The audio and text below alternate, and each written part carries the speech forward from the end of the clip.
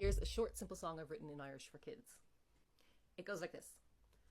Scéilín na dubh, faoi beag dubh, fadó, a haon feadóg, stró, a haon the row, a row, con the row, a row, con the row, scéilín na dubh, faoi mhadra fadó, a haon beag, stró, a haon the row, a row,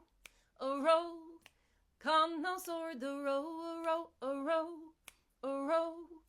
con the row. That's it.